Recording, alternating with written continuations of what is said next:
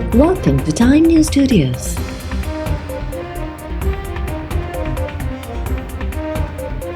You are watching 4 p.m. Bulletin.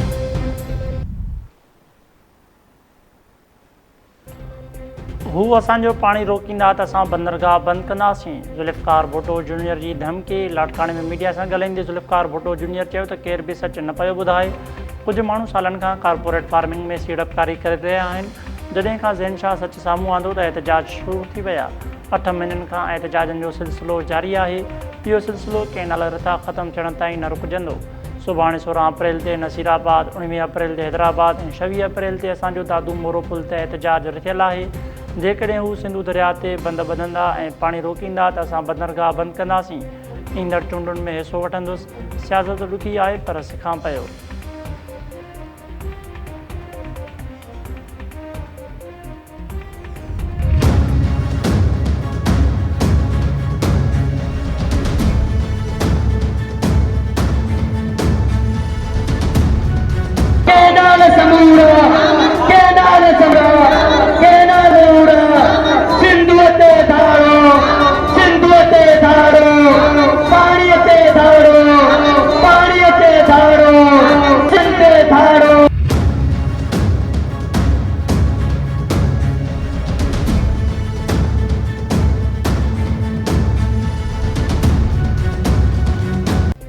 Sindhu दरिया मां नवां कैनाल कढण ख़िलाफ़ नंढनि वॾनि शहरनि में रैलियूं, मार्च, मुज़ाहिरा ऐं धरना। बदीन में सिंध दुश्मन मनसूबनि ख़िलाफ़ एसटीपीअ जो एहतजाज। थरकोल रोड पीर चौक ते सवे माण्हुनि जो धरणो। औरतुनि ऐं ॿारनि जी बि वॾी अंग में शिरकत। तकरारी कैनालनि ख़िलाफ़ भिड़शाह में एहतजाज। मज़ार लतीफ़ ते हाज़िरीबाद अया लतीफ़ पलीजो जी अॻवाणीअ में पैदल मार्च हैदराबाद रवानो। पैदल मार्च में क़ौमी अवामी तहरीक जे कारकुननि सां गॾु सिंधियाणी तहरीक जूं कारकुन बि शामिल। कराची प्रेस क्लब ॿाहिरां जसकम जे 6 ॾींहं बि बुख हड़ताल जारी। बुख हड़ताल ते वेठल डॉक्टर न्याज़ कालाणी, फरीद लाशारी, बागी कालरो, ख़ादिम शहर ऐं मुजीब बेलार जी तबियत ख़राब। डॉक्टर न्याज़ कालाणी समेत कारकुननि इस्पताल वञण खां इनकार करे छॾियो। अॻवाननि तरफ़ां सिंधु दरिया मथां कैनाल ॾियण वारो फ़ैसिलो वापसि थियण ताईं एहतजाज जारी रखण जो ऐलान। मेड़ में वकीलनि जो एहतजाज जारी। वारे में जा दर्जी बि रस्तनि ते निकिरी आया। सिंधूअ ते धाड़ो ऐं कैनाल रिथा नामंज़ूर जा नारा। वफ़ाक़ खां तकरारी कैनाल रिथा ख़तमु करण जो मुतालबो।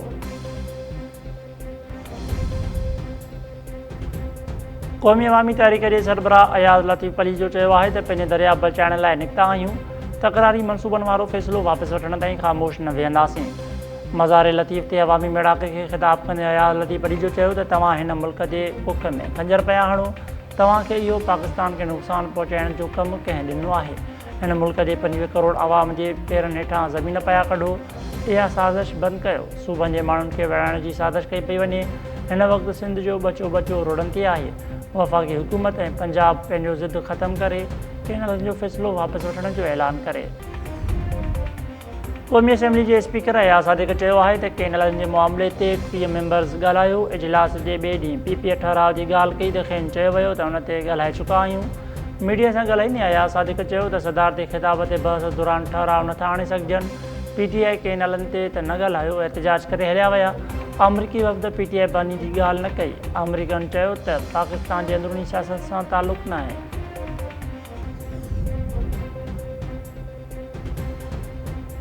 वापडा जी 4 अरब रुपयनि जी मनसूबे जी लाॻल 36 अरब रुपयनि ताईं पहुचण जो इंकशाफ। पब्लिक अकाउंट्स कमेटी जे इजलास में आबी वसीलनि जे माली साल 2024-23 जे ऑडिट पेराज़ जो जाइज़ो।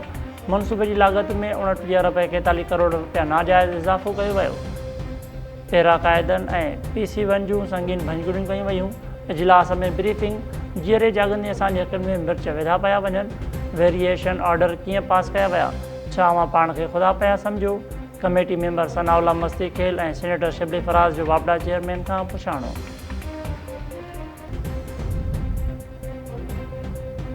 मस्तूंग में बलूचिस्तान कांस्टेबलरी जे ट्रक भरिसां धमाको। 3 एहलकार शहीद, 19 ॼणा ज़ख़्मी। शमसाबाद में दश्त रोड ते बलूचिस्तान कांस्टेबलरी जे ट्रक खे बम धमाके जो निशानो बणायो वियो। 3 एहलकार थॾे ते शहीद थी विया, 19 ॼणा सख़्तु ज़ख़्मी थी पिया। पुलिस अख़्तियारनि मूजिबि धमाको कुंड मसूरी भरिसां मोटरसाइकिलुनि में नस्ब थियल रिमोट कंट्रोल बारूदी मवाद सां कयो वियो। बलूचिस्तान कांस्टेबलरी जा एहलकार ड्यूटीअ तां वापसि अची रहिया हुआ त वाक़ियो पेश आयो। फोर्सिस जो इलाइक़े खे कड़ो जांच शुरू। शहीद ऐं ज़ख़्मी एहलकार अस्पताल मुंतकिल। वॾे वज़ीर सरफराज़ बुकी तरफ़ां धमाके ॾींहुं मज़म्मत ऐं ज़ख़्मियुनि खे बहितरतीबी इमदाद फ़राहम करण जी हिदायत। सरफराज़ बुकी चयो त ज़ख़्मियुनि जे इलाज में का बि ग़फ़लत बर्दाश्त न कई वेंदी। अमन अमान में ख़लल विझंदड़ दहशतगर्दनि खे ॻोल्हे मारियो वेंदो। 26 नवंबर एहतजाज केस में पीटीआई बानी जी घरवारी बुशरा बीबी खे जांच में शामिल कयो वञे। अदालत जो जांच ऑफिसर खे हुकुम। अदालत बुशरा बीबी जी अबोरी ज़मानत में 6 मई ताईं बाद करे छॾी। इस्लामाबाद जे डिस्ट्रिक्ट ऐं सेशन कोर्ट में बुशरा बीबी ख़िलाफ़ 26 नवंबर एहतजाज केस जी ॿुधणी। अदालत बुशरा बीबी खे जांच में शामिल करण जो हुकुम ॾेई छॾियो। बुशरा बीबी ख़िलाफ़ 26 नवंबर एहतजाज केस रमना थाणे ते दाख़िल आहे। रिपटी वेझो हथियारबंदनि जो हमिलो, फायरिंग में घर धणी ज़ाल ऐं पुट सूधो क़तल। ॻोठ पुनल कोराई में हथियारबंदनि घर ते काह करे फायरिंग कई। नादिर कोराई संदसि ज़ाल ज़ुबैदा ऐं पुट फयाज़ कोराई मारिजी विया। जंग में गोली लॻण सबबि ॿाड़ो रहमान ज़ख़्मी, अस्पताल मुंतकिल। करमपुर वेझो कार्रवाई, फायरिंग में नौजवान मारिजी वियो, पुलिस ॾोहारी ॼाणाए छॾियो। पुलिस हथां मारिजी वियल रफ़ीकुल्ला शेख जो लाश कंधकोट अस्पताल मुंतकिल। पुलिस पारां लाश ॾियण खां इनकार, ॻोठाणनि जो एहतजाज। मारिजी वियल नौजवान जे वारसनि जो चवणु आहे त पुलिस घरनि ते काह करे सिधी फायरिंग करे ॾिनी, जंहिंमें रफ़ीकुल्ला शेख मारिजी वियो। पुलिस मक़तूल जे पीउ फारूक शेख खे खंघे गुम करे छॾियो। नौजवान जो लाश बि न पियो ॾिनो वञे। असां भठे ते मज़दूरी करे पेट गुज़र कंदा आहियूं। नौजवान खे बेगुनाह क़तल कयो वियो। संदसि पीउ जी हयाती बि ख़तरे में आहे। पुलिस मूजिबि ॾोहारियुनि सां मुक़ाबले में रफ़ीकुल्ला शेख मुक़ाबले में मारिजी वियो। संदसि पीउ खे गिरफ़्तार कयो वियो आहे। कराची में धमाको, बिरिया रोड वासी बपोरे दफ़ोत, 4 ॼणा ज़ख़्मी। कोरंगी इंडस्ट्रियल एरिया मुर्तज़ा चौरंगी वटि बर्फ़ जे कारखाने में गैस सिलेंडर फाटी पियो। मोहम्मद बख़्श राजपर ऐं रमीज़ राजपर थरे ते अजल जो शिकार। कदीर अहमद, शोबान सोलंकी ऐं अमजद राजपर समेत 4 ॼणा ज़ख़्मी थी पिया। फौती ऐं ज़ख़्मी नौजवान मज़दूरी करण लाइ बिरिया रोड खां कराची आयल हुआ।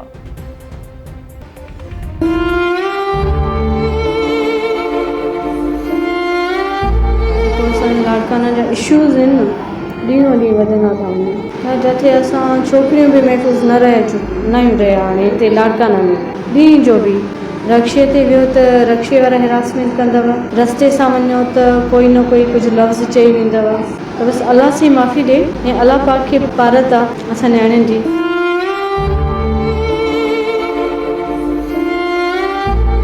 ऐं लाड़काणे में औरतुनि खे जिन्सी हिरासां करणु मामूल बणिजी वियो। नौजवान नारीअ जी वीडियो बयान सोशल मीडिया ते वायरल। नारे वीडियो बयान में चयो आहे त लाड़काणे शहर में औरतुनि खे हिरासां करण जो रुझान वधंदो पियो वञे। लाड़काणे शहर खे ख़बर नाहे कंहिंजी नज़र लॻी वई आहे। औरतूं किथे बि महफ़ूज़ न आहिनि। रशिया में सफ़र करण दौरान रस्ते तां गुज़रण दौरान हिरासां कयो वञे थो।